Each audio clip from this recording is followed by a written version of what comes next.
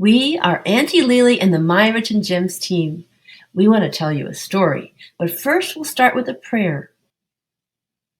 Would you like to say it with us? O God, guide me, protect me.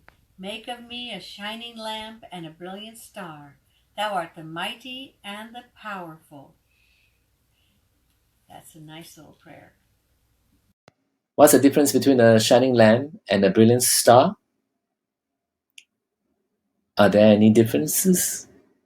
Maybe in the intensity, because a star is actually a sun, and a sun is many, many, many, many more times brighter than a lamp. If we really, really try, we can shine very, very bright. What are some things you can do to shine like a brilliant star?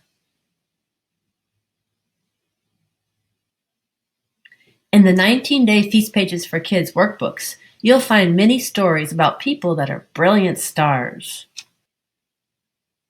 The Universal House of Justice calls those fearless and adventurous early followers of the Bab Lionhearts. Here is a Lionheart story called Shaykh Ahmad and the Secret.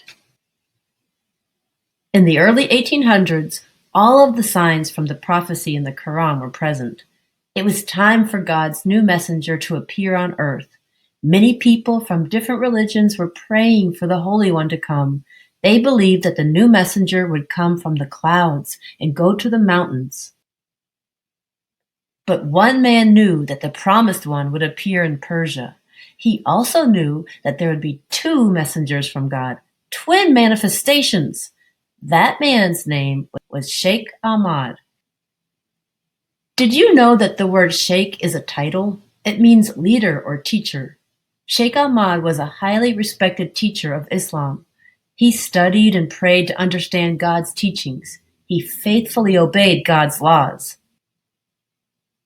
He was a kind man whose love for God was known throughout Arabia and Persia. He was given the honor of being allowed to interpret the Quran. That means he explained Muhammad's prophecies and teachings, and others listened. He was so admired that the Shah, or King of Persia, protected him and gave him the honorable titles, Glory of his nation and Ornament of his people. One of the things Shaykh Ahmad knew very well was that God would always send great teachers called prophets or manifestations of God to mankind. The manifestations of God would come to share the splendor of God's newest revelation. The revelation would bring new laws and teachings. When people obey God's guidance, that brings order to the world. Shaykh Ahmad noticed that many people said they believed in God, but they were not obeying God's laws. Those people were not trustworthy or kind or caring to one another. Their hearts were dark with prejudice, hatred, and corruption. These evil traits were spreading throughout Persia. In the Quran, Shaykh Ahmad read that God would send two promised ones, manifestations. They would come like two trumpet blasts, one soon after the other. And when Shaykh Ahmad saw two fiery comets in the heavens, he knew it was another sign. For 20 years, Shaykh Ahmad traveled throughout Persia with some of his devoted students. He was looking for someone worthy to receive all his translations and thoughts. He traveled to Tehran, where the Shah ordered many noblemen and religious leaders to welcome him. But honor was not why Shaykh Ahmad went to Tehran. He knew that in Tehran he would find an answer to his prayers. That answer was a baby, a new star, who would later be known as Baha'u'llah. When Baha'u'llah was born in 1817, Shaykh Ahmad knew in his heart that the promised one had come. He fell to his knees and chanted sacred scriptures. He knew it was important to protect the Holy Child, so Shaykh Ahmad kept the birth a secret. At long last, Shaykh Ahmad knew which of his students could be his successor. He confided all that he knew to Sayyid Kazim.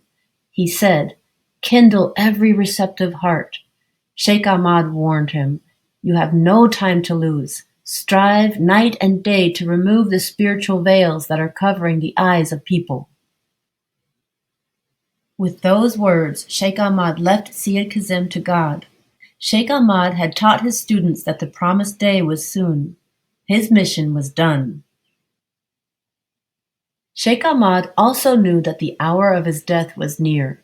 Thus, at 80 years of age, Shaykh Ahmad set off on pilgrimage to pray at the holy shrines in Mecca and Medina. In 1826, the beloved teacher passed away near the shrine of Muhammad. May peace be upon him. Shaykh Ahmad was buried in the holy city of Medina. Shaykh Ahmad became known as the harbinger of the Bab, or forerunner of the Bab. This story is one of many stories about the Lionhearts from the time of the Bab. Shaykh Ahmad's dedication to God made him a brilliant star. We hope you liked the story. See you next time.